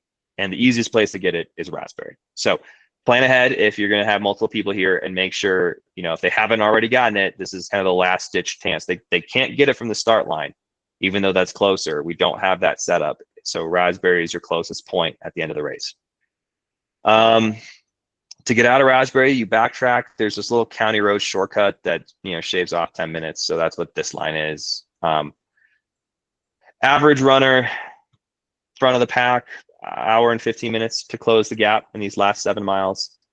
Back of the pack, 2.25. So you got some time, but not a ton of time. The drive's about 15 minutes, 20 minutes back to the start line. When you get back to the start line, I guess in this case now it's the finish line. Follow the same gig you've been doing. You're an old pro at parking now, right? Just find a parking spot, park, walk into the aid station. We have the food truck that'll be serving all day Saturday. Well, I think it starts at like noon, 11 or noon, I think. We start serving all of our free beverages. So we have free cocktails from Law's Whiskey. They're a huge sponsor of ours. We've got beer from Elevation Brewery, which is a brewery down in the Salida region. Also wonderful, wonderful folks. And then we have non-alcoholic beverages. We have some NA beers. I don't think we're doing sparkling water this year. We run out. Everybody drinks so much of it that we just can't keep it stocked. So we have it for runners, but not for crews. So if you want, you know, like soft drinks, Coke, Sprite, that kind of stuff, or LaCroix, you should bring your own. But we have that, and that's free. You don't have to pay for it. The food truck you do pay for, but there's some good shade. Although the front over here on this spot right here is where most people congregate. It's no shade. There's all very tiny trees. We put shelters up as we get them back from aid stations, so we do have more shade. But there's this nice kind of band of trees in here that has some really good shade. It's a good spot to go hang out if you're going to be here for a while. And that's it. That's the end of crewing the final 3 aid stations. Any questions about those? It's so much simpler than Hancock and Cottonwood, isn't it? It's just like normal races. I have another question. Generally, are there any crewing spots that do not have either a porta potty or a pit toilet? No, we have a toilet at every single crew accessible aid station and all but 2 non-crew accessible aid stations. We want you to poop in as much comfort as you can. Any other questions? One thing dropped in the chat while I was talking, TK says AT&T signal was strong at Monarch last week. Thanks for that, man. Every year I've gone up there with my wife's phone who's on AT&T. She always has good service too, so I'd bet on it. Final questions before we start talking about last few tips on how to be a good crew. And then we're going to talk about pacing specifically. All right. While we're letting the chat stuff or other questions come to the surface, this is just some tips on how to be a successful crew. It's at the bottom of the main page. So we started here, right? This is the first page. And at the very bottom, here's some tips. Plan. Incredibly detailed plans. And you need to make these detailed plans because they will invariably go wildly wrong and you will have to replan. But jesting aside, hundreds are about how you fix problems, not if problems come up. As a runner, as a crew, even as a race director. So you need to plan every variable you can because something's going to surprise you And if you come in and you're expecting to wing something because I'll have time, you'll pretty quickly find yourself out of time because you're fixing more problems than you expected. And now you don't have the time for all of it. So make a really good plan. Meet with your runner, meet with your crews, meet with your pacers, go over the materials, send me emails. I'm always available for questions. If you've got time, drive to the aid stations. If you're out here a week ahead of time acclimating and you got a crew member who's a little nervous, drive up to one of those aid stations, do a run from there and get to see the area and the access, and then you get kind of kill two birds with one stone. But plan. You need to assume that you're not going to have your phone. Assume it's not going to help you until Monarch. So basically all of Friday, that your phone's going to be mostly useless unless you're outside of an aid station. So if you're at the start finish line, great cell service. If you're out in Buena Vista or Salida, anywhere on the highway between them, there's like cell service virtually the whole way. So you're good down in the valley, but as soon as you get into the mountains, don't plan on your phone helping you. So a good thing to do is to download stuff offline, have extra batteries, make sure you've got like charging cables, plan to just shit to go wrong. You can use Google Maps offline. There's YouTube videos that show you how to download those, but that basically lets you, save coordinates of the aid stations and utilize Google Maps without data. So that's a helpful tool. We also have an Avenza map that is an offline functional map that actually shows you in real time a little dot where you are, and it does that with or without cell service, which is really nice. You need to be self-sufficient. One thing that is, it can catch some people off guard is these are small towns. I mean, Buena Vista is 3,000 people. Salida is 5,000 people. The whole valley at, the most populated day of the year is 20,000 people. Most restaurants are closed at 9, like at 9. They are closed. Like they're not still seating at 9. And I think McDonald's is the latest place open, maybe Domino's. But if you're coming out of Hancock and it's 1 in the morning and you haven't eaten, like you're not going to get like there's no grocery store open, there's no restaurants open, the gas stations don't even have convenience open at that point. So you're screwed unless you brought food. So plan to be, self-sufficient. Have your own water, have your own food. Make a plan for when you're going to sleep. Have some sleeping gear with you. Just take care of yourself. You can't crew well if you're useless. So try to get some sleep. Highly recommend it.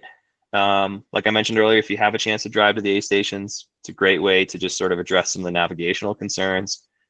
Drive a high clearance vehicle. If you're renting a vehicle and you can still change the rental, like I hate saying this from a carbon footprint standpoint. I get why we want to use, fuel efficient cars. But this is a race that is just not conducive to them. At a minimum, you need something like a Subaru, in my estimation. If you show up in the cheap, Corolla or Civic that they rent you, you're just asking for trouble. So if you still got time, change your rental if you can. If if you're coming from Denver or something and you're driving your personal car and that's what you're working with, like, be strategic. Make sure you can get to these. Maybe don't go to some of them. Adjust the pacer system, do a little bit more in drop bags and skip a spot, something like that. So, but be realistic. And then the final thing, don't count on the volunteers for directions to the next spot or even directions to a spot. Most of the volunteers are, say, I think about 3rd to 50% are returning volunteers in any given year. Most of them go back to the same aid station. So we've got people who've worked Monarch 7 years in a row. And they're kings of Monarch, kings and queens of Monarch. I mean, fantastically experienced people. But if you turn around and said, hey, how do I get to blanks? They would be like, I don't know, man. I've never been to blanks. I'm at Monarch. So you need to make sure that you know how to get there because they're not going to necessarily be able to. Now, you might run into somebody who does, and that's a dandy thing, but don't count on it. So plan and be self-sufficient. All right. That is it on crewing. Final call for questions, and then we're going to talk pacers, and then we're going to wrap this up.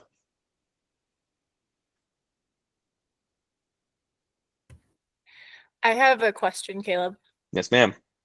So in the event, let's just say, hopefully not, but if our runner ends up DNFing, with those updates, like the email updates, is there any sort of a notification, or how would we find out that that happened? Good question. Unless something's changed, it will send you basically a drop notification. It acts like a check-in or check-out notification, and it'll send an email saying the runner's dropped at this aid station. It also will reflect that in open split time. So if you go, here's like the 24 High Lonesome, and you go down here, open split uses this red hand to illustrate a stop. And as a rule, we should have most stops. So a DNF should have an out time. You can see like right here, these ones don't. They were after cutoff at Hancock, which is why they didn't have an out time. But the reason this is helpful, this is a very, very particular pro tip. Every now and again, probably once every 3 to 4 years, we get a drop flag by accident. And the most common scenario that alerts us to something being wrong right away is if they're like right on top of each other. Like, look at this drop right here. Like, Constance came in and they dropped, what is that? 40 minutes later. That's a normal drop. Someone comes in, they try to work it out, they can't figure it out, and they pull the plug. If you see someone that's like in and out a second apart, that could be a flag. So don't panic right away if you see something, but 99.9% of the time, if it says dropped, that's a legit drop. If it's a non-crew accessible aid station, we will get them back to the finish line if it's Hancock or back. So Hancock, Tin Cup, St. Elmo, Antero, any of those that are the first 50, they all go back to the start finish line with a volunteer. If they drop at Lost Wonder Hut or Purgatory, we take them to Monarch. And then if their crew is there, they get out with their crew. If they don't have a crew, we get them a ride back to the finish line with somebody random. Oftentimes it's a volunteer, or it's me, my wife, one of our directors, somebody like that. And then if it's the last spots, so Foose's all the way to the finish line, those people will also get taken back to the finish line. So if your runner drops at a non-crew accessible aid station, there's a pretty easy choreograph to get to them. Good question though. Any other questions? I forgot one really helpful thing that I don't know why I forgot, but let me show you something. So this is open split time. The way you find this page is you go up to the course button. And right here, this is right at the top of the page. These plan your efforts. This one is for open split, and this is for Ultra Pacer. Ultra Pacer is a third-party software that we're not affiliated with. We don't use them, but it's a good system, so it's there. Open split is our tracking system, so that's the one I favor. But if you go and you click on that, it'll take you to this really cool screen that says plan my effort. And it lets you type in an expected finish time. So let's say you're going right for 30 hours. So type in 30-hour finish and create my plan. And based on previous runners, it spits out a prediction of what you're going to run into for that timeline. You can adjust this for any time you want. So, just looking at this, like here's a cool stat, like people who are running at 30 hours spend on average 1 hour and 42 minutes in aid stations, like in the aid station. Now, if you drop that down to a 22-hour finish, which is like typically the winner, and you say, create my plan, look at that, 50 minutes total. That's usually what they're spending. Now let's geek out and go 37. Let's do 36.55. That is like the last runner in any given year. Create my plan. Look at this, 2 hours, 21 minutes in aid station times. This is a super nice tool. We have enough data now that most times that you can type in have a pretty good accuracy. Obviously, like your mileage is going to vary. Every runner is different. Everybody has strengths and weaknesses in different places, and that's going to affect this. But this is a really, really good tool. I like to have 3 paces when I'm a runner, I print my like everything goes the best it can go, right? It's my A race performance. Then I've got my probably what's going to go wrong goes wrong, and I don't have the perfect day, but I still have a good day. And then I have my everything has gone to hell plan, and that's the like I'm walking for miles and miles and hours kind of thing. And I print all 3 and I stick them in a binder, and I give that to my crew.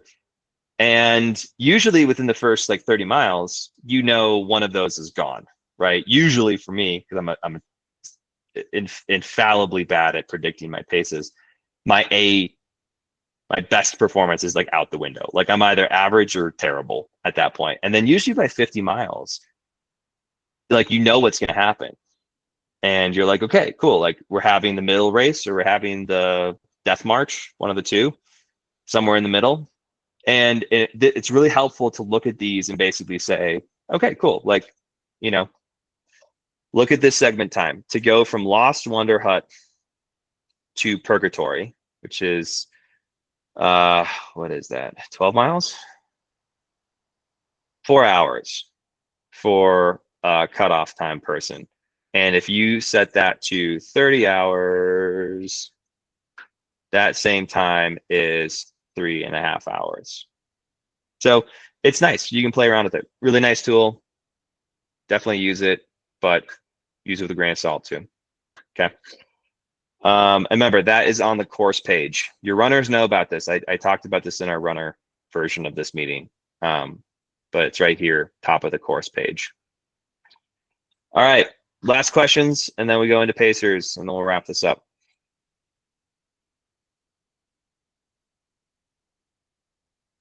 All right, interrupt me if you have questions. The last page on this, on the website and on the document is pacing. We've talked about a lot of this already, right? We've covered pacing the final 3.25 miles or 3.75 miles. This is where you can have multiple pacers once you hit the road. Remember, they have to have the waiver signed and the bib and the gear and all that jazz. Then there's the portion where they're pacing inside the field right here. So this is where it's a free for all. Anybody can join you once you've turned off the road and you're in the final field. It covers places you can check in as a pacer. So you should check in as a pacer at whatever location you're picking your runner up from. That's the best rule of thumb. If you need to, you can pick up a bib on Thursday at runner check-in along with your runner. That's totally fine. You don't need to do that, but some people, there's like logistical issues and it's helpful to do. Otherwise, it's the 4 locations where you can pick up a pacer from. So Hancock, Monarch, Blanks, and Raspberry 2. There are some specific rules. You're allowed a pacer once you hit Hancock. No exceptions, with the exception of any runner over 65 or runners having other disabilities that might merit it.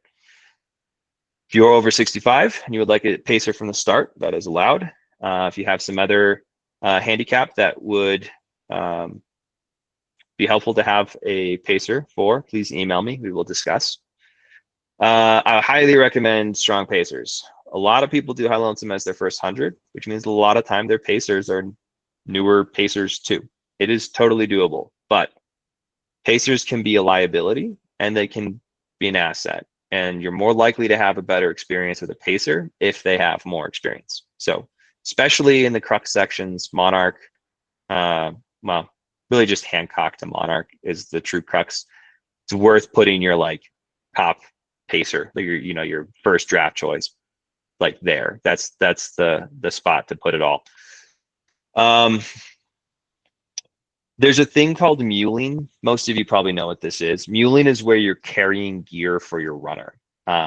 There's a tradition of this at Leadville 100 where they allow it, but at our race and 99% of all the other races in the world, muling is illegal. It is a disqualification for your runner. So you are not allowed to carry anything of theirs. You can't take their poles when they're done with their poles. You can't pack them extra food. You can't pack their gear.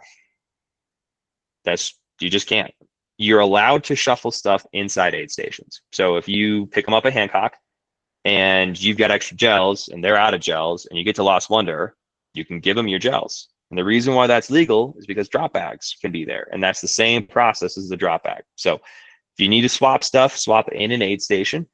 I'll be honest, if like, you're running and you're in the back of the pack and you hand your runner a gel because they're puking their guts out, I'm not super pissed about that. I don't love it, but I'm not going to disqualify you. There's also no way I'd ever know. Please don't abuse that. If you're a front pack runner and you're chasing for the podium, like letter of the law here, I expect perfect adherence to this. Don't cut a corner. Don't take a gel. Lastly, you have to be 18 or older to pace without a special exception given from me. I do that fairly regularly.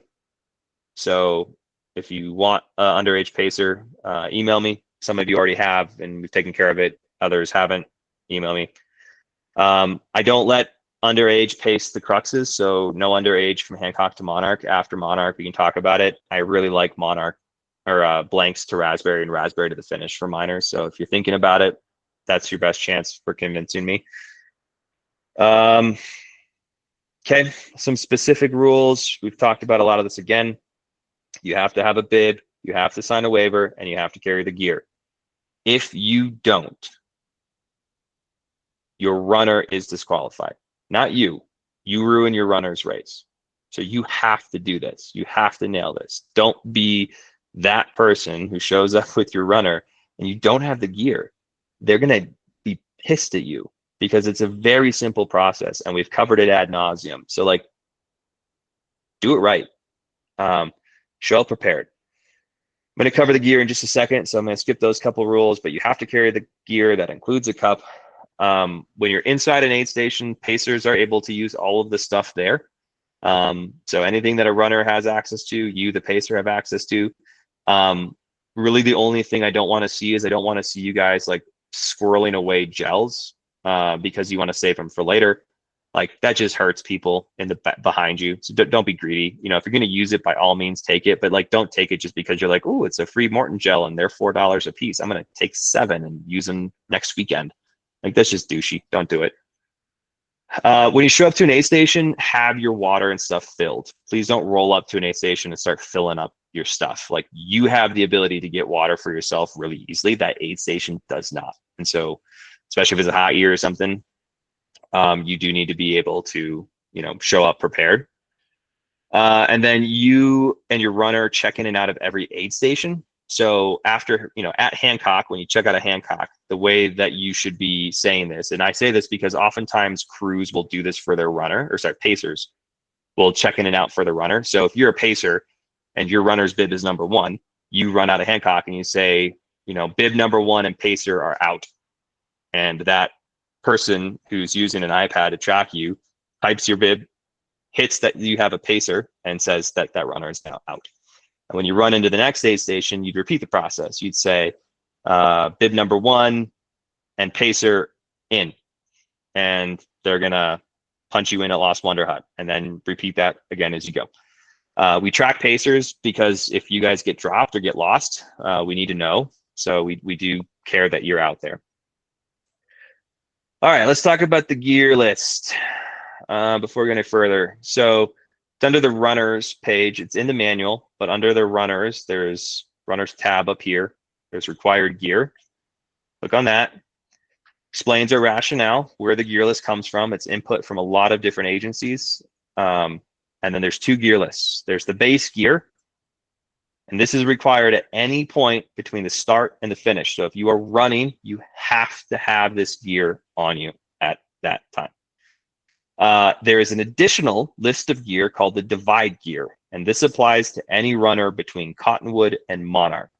So since we're talking about pacers here, it's really only if you're pacing from Hancock to Monarch. This additional gear is because the weather is so volatile and it's super dangerous out there in bad weather. So base gear is a whistle, an emergency bivvy, I'm going to cover that in a second, a minimum of 1 liter of water capacity, 1.5 liters of water capacity.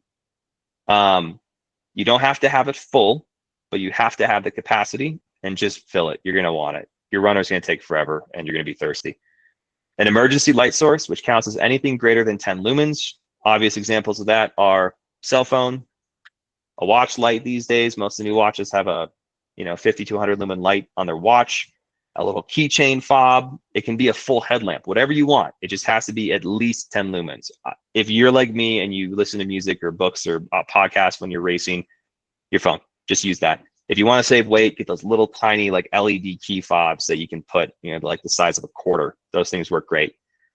A waterproof jacket and a collapsible cup. So we'll start with the cup. It has to be a cup. I don't want to see you trying to use a water bottle out there like a soft flask. That is just an asinine idea. You can't get soup in a water bottle, especially if it's one of those little Solomon ones, that has like a tiny little opening. Good luck getting a spoon in there. So it has to be a cup. I highly recommend this thing. This is Sea to Summit. It's a Boulder brand. It's accordion. Works great. These things are awesome for a couple of reasons. It has a hard rim. You can hold it really, really well. And it's insulated, so if you're holding soup, you don't burn your hands. And second, when you set it down, it doesn't tip over and it doesn't collapse in on itself. So it works really, really well. And they make different sizes. This is the 1 cup size. They make a 2 cup size. I love the 2 cup size when I'm running because I like to eat and walk at the same time. So I'll fill it up with a bunch of food and I'll take it and I'll walk out of the aid station while I eat it. You don't have to use this. You can use those I think UD gave a bunch out for a while, or Hydro Pack did, but they're the little flimsy blue ones that have a little smaller neck. They're a little taller and a little loop. Those are fine too, but can't be an actual bottle. It's got to be a cup. The waterproof jacket has to have taped seams. That's what makes a jacket waterproof. So here's an example. If you look, see, the light's not very good in my office, I'm sorry, but if you look at this right here, that's a piece of tape on the inside of the jacket that's covering all the stitching, and this you probably can't see, that the seam makes. So all the holes right on that seam let water in, and that tape is what stops the water from getting inside. That is the definition of a waterproof jacket. If you show up with a jacket that you think is waterproof and doesn't have tape seams, you don't run. This is a non-negotiable with search and rescue, with us, frankly. You need to have it. You have to carry this the whole time. So you're going to be running Raspberry to the finish in the middle of the day. It's 90 degrees and you're like, God damn it, Caleb, why am I carrying this? Well, we had a flash flood. Stopped the race for an hour and it flash flooded between Raspberry and the finish line. And we had hail, inches of rain, mudslides. I mean, it was nasty. It was 90 degrees like an hour before that. So you need to have it everywhere. The last thing that we didn't cover yet was the bivy. This is what I'm talking about. This is a brand called Soul.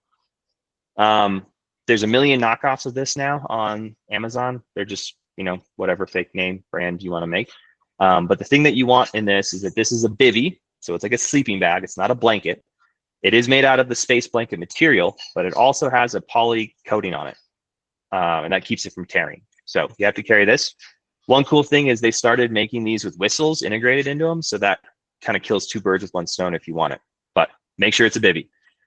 And the rest of the gear list is really, the Divide gear list is really self-explanatory. It's this section here. So if you're going from Hancock to Monarch, pants, an additional light source. So that basically is like, if this was your backup light source, your second source is like whatever lamp you're actually using, right? Some people are running with like a headlamp, a waist belt, and they have a backup. So they have 3. That's fine. You just have to at least have 2. A beanie or a buff, either one, and an extra layer, which has to be a long sleeve equivalent or greater, and it cannot be cotton. So best thing you can wear here, merino wool. A long sleeve merino wool layer is fantastic. It retains all of its thermal properties when it's wet. It's comfy, it's soft, doesn't make you smell bad. It's great. It can be a long sleeve tech tee. That's fine too. Sometimes people are wearing like puffies because they're walking and it's 30 degrees out. Like whatever, you just have to have it. Any of this can be worn. So you can be wearing the pants, wearing the layer. That's fine. You don't have to carry on top of what you're already wearing. If what you're wearing meets the requirement, you're good to go. The last 2 things, this CORSAR card, stands for Colorado Search and Rescue Card. You scroll to the bottom of the page, it breaks out what this is, and it has a link to purchase it. I'll spare you the details. It basically lets search and rescue get reimbursed for the services of finding you should you be lost. A card is $5 for a year now, and like $15 for 5 years. I just buy a 5-year, and it's great. So you have to show that you have this card. Easiest thing to do is have it a screenshot on your phone. Just make sure it's not like, sync to the cloud. So I like to just day before the race, I screenshot it. And that way it's right still on my phone. I can show it to the volunteer and say, hey, here's my Corsair card. I'm good to go.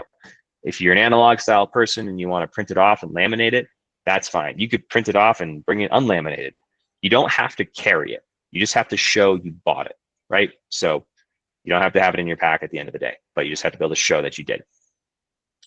And then lastly, if you show up on Thursday with your runner at check-in to pick up a bib, which is fine. You don't have to, but you can. You're going to do a toad bath. It's just to protect an endangered species. It decontaminates your shoes. It's kind of funny, actually. I think it's funny. So if you come on Thursday, you'll just be expected to do that. So just ask your runner. They'll know what you need. All right, so that's the gear list. Let's see. Danielle asked,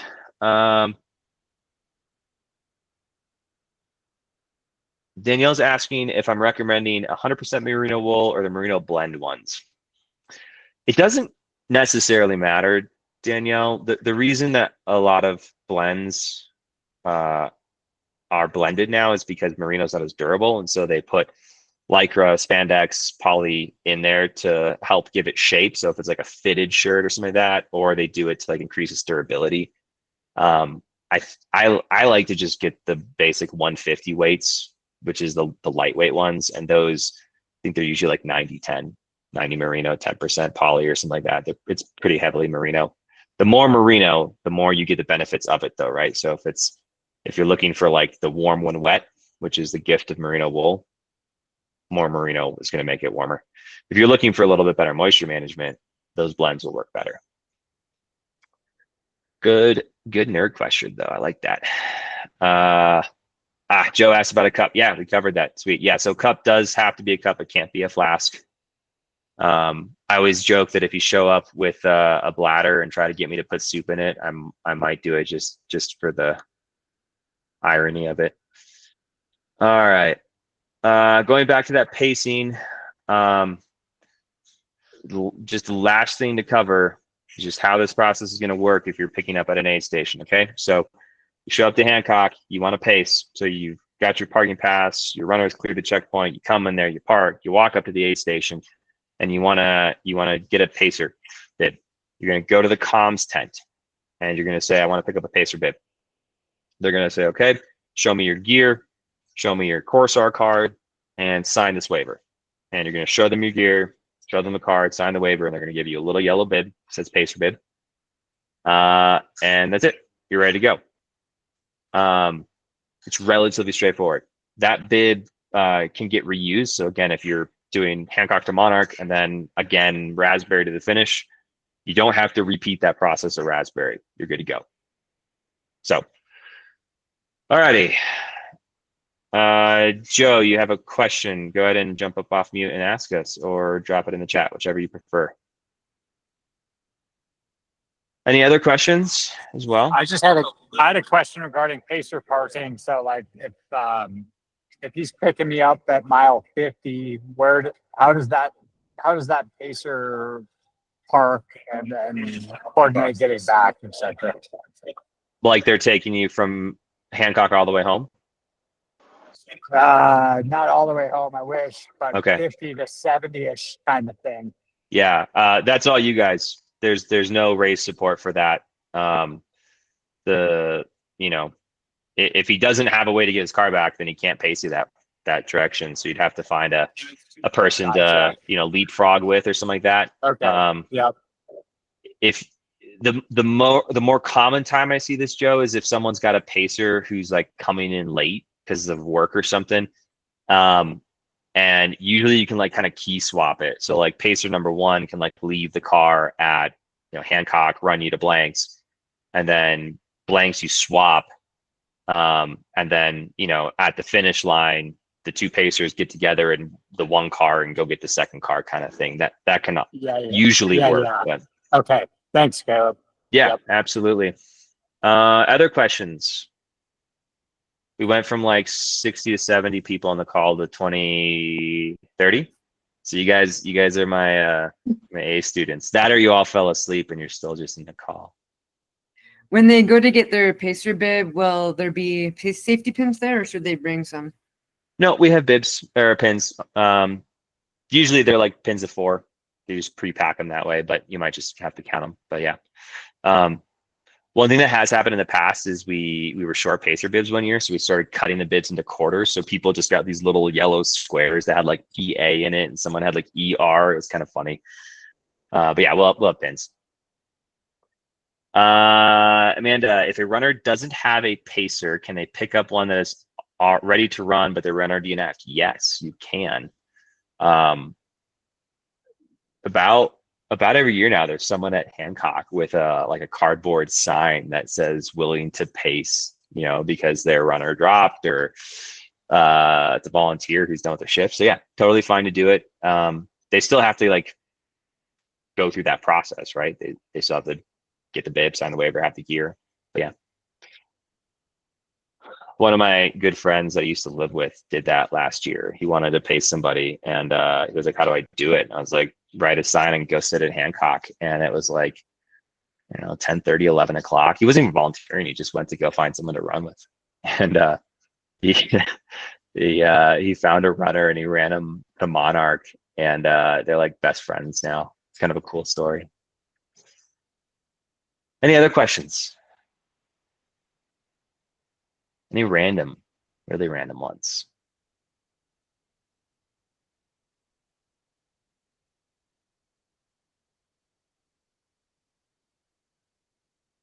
Okay, well, I'm going to take that as we covered enough stuff for today.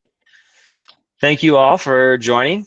What color are my socks? Black and gray. Thanks, Amanda. Yeah, thanks everybody. Really appreciate it. Really grateful that you guys are taking the time to prep for this. It makes my life so much easier. Thank you for that. We'll see you in a few weeks. If you have questions, shoot me an email. If you're watching this on YouTube after the fact and you have questions, also shoot me an email. Otherwise, we'll see you in 3 weeks. Hard to say. All righty. Take care, Thank folks. you. Thank you. Absolutely. Thanks.